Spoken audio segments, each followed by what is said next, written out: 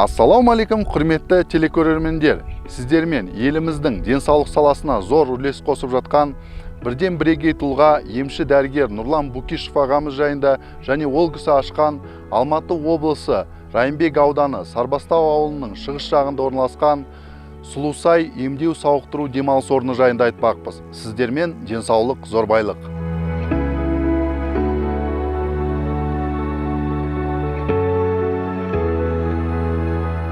Шекарада жүріп, өзімнің арманым еді, осындай зейнетке шықсам, ары қарай халыққа қызмет ету үшін әзір денсаулық зор байлық дейді ғой, сол денсаулыққа байланысты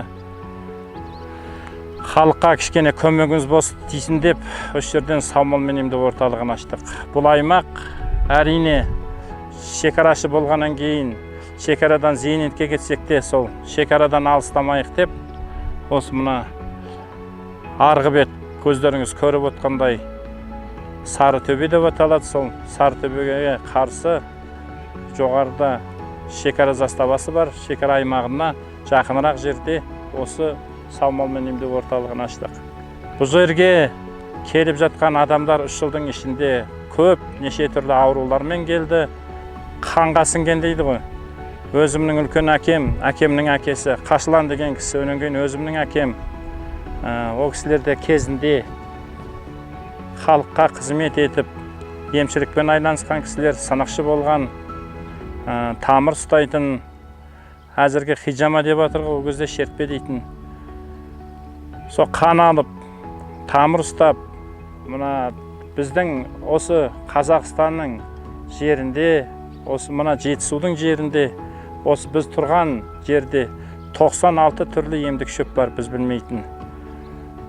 Сол шөптен атам кезінде дәрі жасап, саумал сауып, қымыз жасап, елдерге көмегін көрсетіп, сол атамның қасында жүріп, үйренген кәсібімді осы міне зейнетке шыққанда ары қарай жалғастырып, істеп отқан жайым бар. Саумалды 5 уақыт ішеміз. Негізі саумалды сауғаннан кейін сауа салып 7 минут ішінде ішкен жақсы. Сонда ғана ол 90 түрлі ауруға ем болады. Таңертең аш қарында, одан кейін сағат 10-да, сағат 8-де бастаймыз. 10-да, 12-де, 2-де, 4-де соңғы сауым. Қойдың сорпасымен сорпалап, әр сауымның арасында таңғы сауымнан кейін, таңғы сауымға дейін кішкене жылы су беріп, адамдарды ары бері жүргізіп келеміз. Күл адамның дене бойы іш құрылысы қозғалу керек.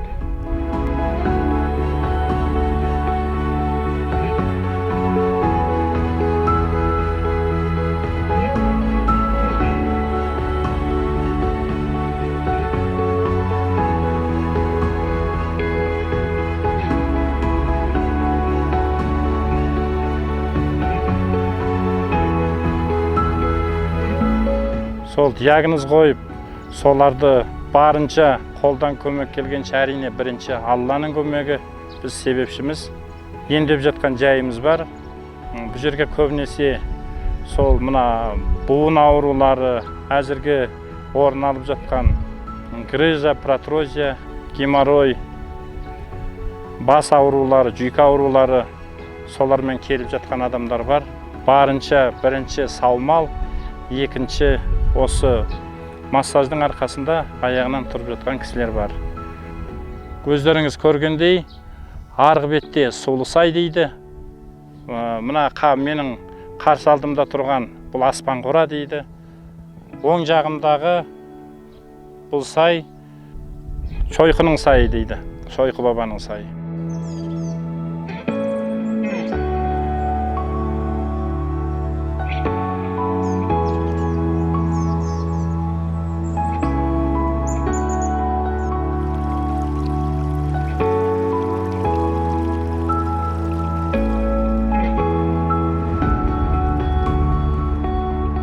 Бұл сайлардан әрқайсынан ағып жатқан өзеннің өзінде керемет бір дәрумендер бар. Міне осы Сұлусайдан тоспа жасап, бас ауруларына, мына омыртқалардың буын-буынға жиналған тұздарды суға салу арқылы кетіруге болады. Қан қысымы жоғары, төмендеп кеткен кісілерді.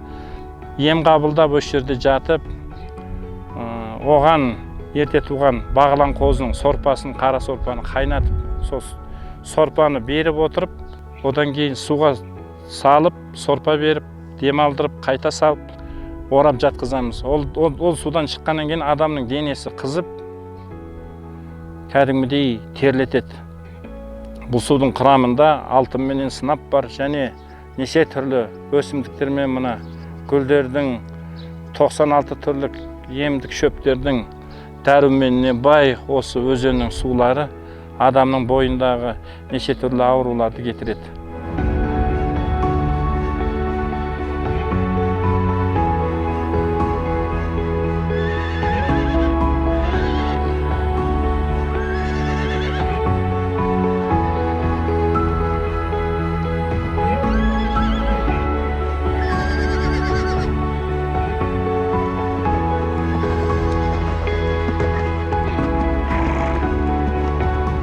Тағы да атқа мінгіземіз.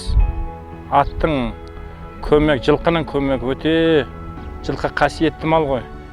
Жылқының маңдайында бір ер жігіттің тағдыры жазылады дейді. Әр жылқының миы 10 жасар баланың сана сезіммен бірдей дейді. Ол ауру адамдарды жылқы өте сезімтал болғандықтан келген ауру адамдарды өте сезеді. Егер емделем деп жатқандар болса, хабарласып келсеңіздер болады. Неше түрлі емдік шөптермен, дәрумен шөптермен емделіп жатқан адамдарға Алла тағалам күш қуат берсін. Қабылдап жатқан емдері бойларына дарысын. Таза ауаға келіп демалам дейшулері болса, есігіміз әрқашанда ашық. Сарбастау ауылынан кеп, осы Нұрлан деген бауырымызға кеп, мына Ойғарғайда Сулысай деген сайға кеп, Сулысайдың суына түсіп, өте тастай су. Бірақ енді суық болғанымен адам денесі үйреніп кетеді екен суыққа. 5 минуттан жатып осында ем алдық. Енді бұл ем алғанда да аяғымыз ауырып, енді бұрынғы үлкендер айтады екен ғой, суықты суық алады деп. Сонымен міне Сулысайдың суына түсіп, ем-домымызды жасап, саумалымызды ішіп, жақсы нәтиже көрсетіп жатыр. Жақсымыз. Енді әзір жас ұлғайған сайын денсаулықты күту керек екен. Сол денсаулығымызды күтіп жатырмыз. Осы жаңадан ашылған шипажай екен. Шипажайымыз шипа болып жатыр. Шипасынан сүйіндірсін деп жатырмыз. Деніміз сау болып, осы Нұрлан бауырымызға рахметімізді айтамыз. Осы 2-3 күннен бері суына түсіп жақсы әсертеміз. Басында кішкене қорқып, мұздап болып едік. Қорқынышымыз кетті. Міне әзір жеңіл жүрміз. Басында қалың киімдер киіп алып жүруші едік. Әзір емін-еркін жеңіл. Осындай табиғаттың өлкесінде таза ауада жақсы әсердеміз. Осы Нұрлан бауырыма көп-көп рахмет айтам. Әрқашан осы жылдан жылға шипажайымыз өсе берсін. Мен дәрігердің учетында тұрам, дәрі ішем күнделікті. Осы жерге келіп, емделіп, жаңағы суға барып, суға түсіп, водный процедуры дейді ғой, сондай жасап ортасында жаңағы денем деген қызарып кетші, өз-өзінен кәдімгі жыбырлап бір денемде термен екі ортада бірдеңке жүрген сияқты әсер болды. Ал шыққаннан кейін денемнен жеңілдеп бірдеме бір түсіппаған сияқты сондай бір әсер, әлсіздік болғанда бір шаршап әлсіздік болады ғой, ондай емес. Бұл жерде әлсіздік бір үстіңнен бір ауыр бір жүк түсіп қалған сияқты, сондай бір керемет әсерде болдым. Одан кейін давлением жаңағы көтеріліп, қан қысымым көтеріліп кетіп еді. Менің саусақтарымнан жаңағы қан шығарып, өзінің емін жасады. Жаңағы құлақтарымнан, жаңағы құлағым түбінен, өзі енді біледі ғой, ол қалай не істеу керек екенін. Сол емін жасағаннан кейін көзім ашылып, кәдімгідей давлением түсіп, бір керемет неге түстім. Әрине, осындай жерлерге келіп, осындай білетін адамның жанында болып, осындай ем алып, осындай табиғаттың аясында жүргенге не жетсін.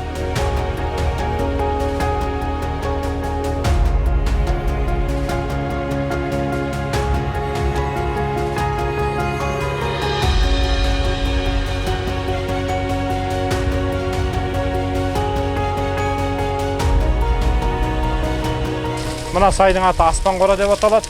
Осы Аспан қорадағы сарқырама міне соншама биіктіктен таудың басындағы бұлақтардан жиналып осы жермен ағып келеді. Негізі бұл судың құрамында алтын мен сынап бар. Жүрек ауруларына, жүйке ауруларына мыңда бір ем.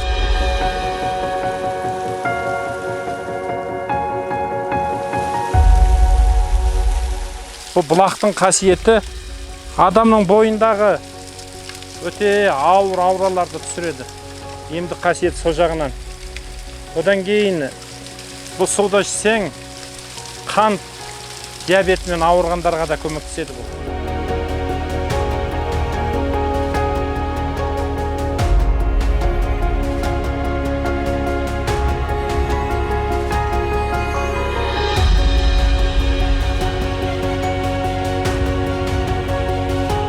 Осы сулы сай, Аспан қора, Шойық сайында, осы жағасында күнгейде өсетін мына шөп көкемарал деп аталады.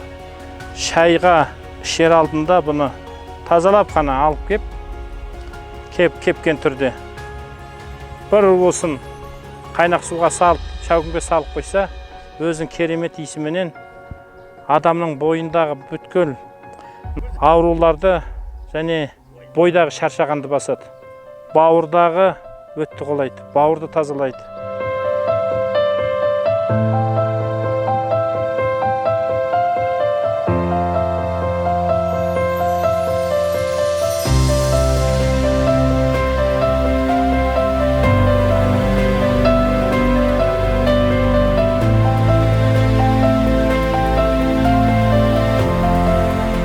Саумал денсаулыққа пайдалы да. Ковид болды ғой. Ковид болғанда көп адамдар ауырды. Рекомендация сияқты саумал жақсы, өте жақсы организмге. Сол биыл да саумалға келдік. Былтыр саумал ішіп барғанда Құдайға шүкір ауырған жоқпыз қысы бойы дегендей. Иммунитетке жақсы ғой. Иммунитет көтерілді. Таза ауа, саумал. Балаларға жақсы, аттар бар. Бұл жерге биыл екінші рет келіп тұрмыз. Былтырды келіп кеткенбіз. Отбасымызбенен, семьямызбенен былтыр.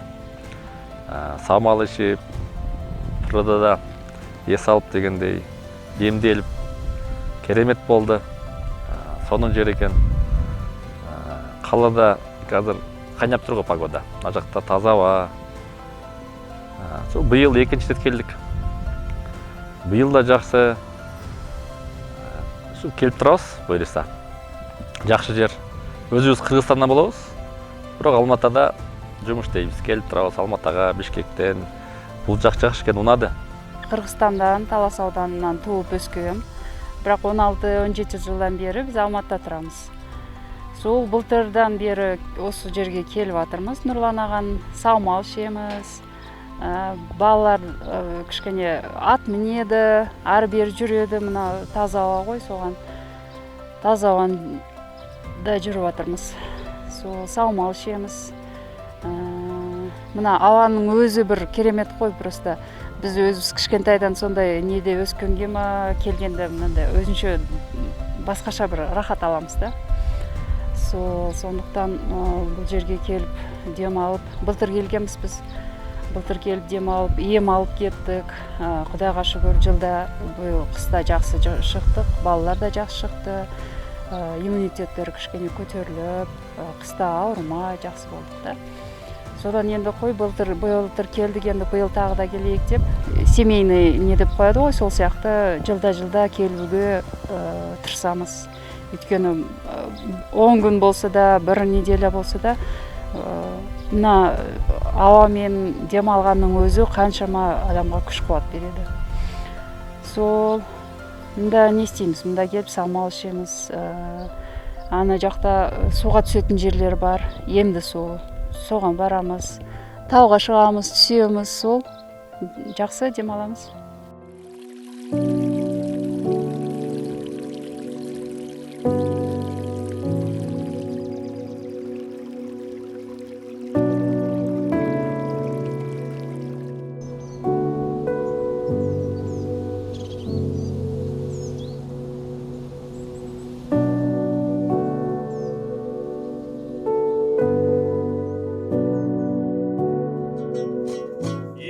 шықсам ауылыма, жетемін бе сары бидай, сағындым сәулем таудыңдай.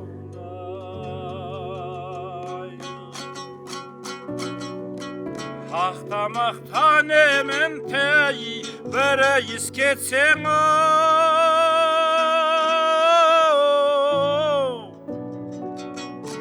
айналақтап ауылыңнан, кетемін бе сары бидай, сағындым сәулем даусыңдай.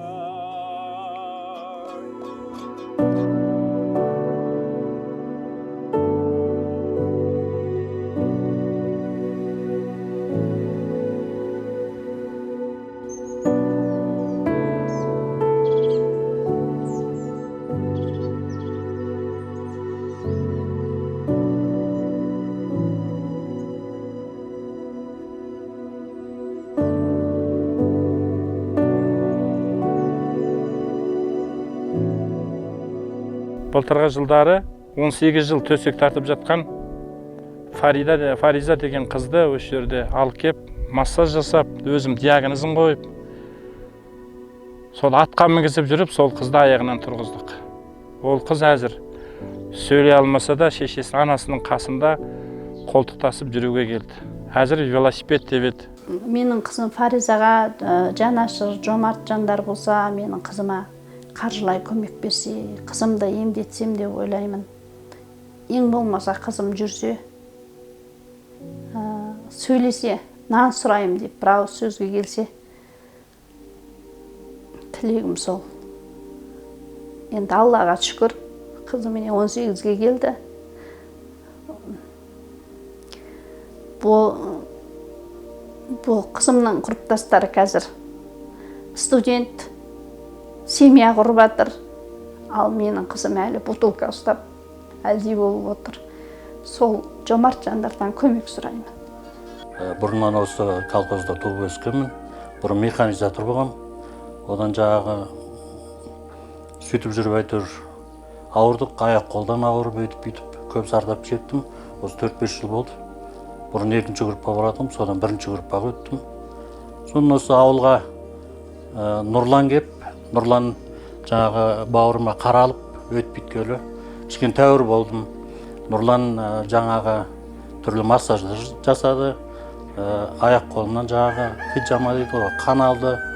Жаңағы отпен емдеу дейді, сондай түрлі нелермен емдеп. Тауба, қазір бұрынғыдан кішкене тәуір болдым. Аллаға шүкір.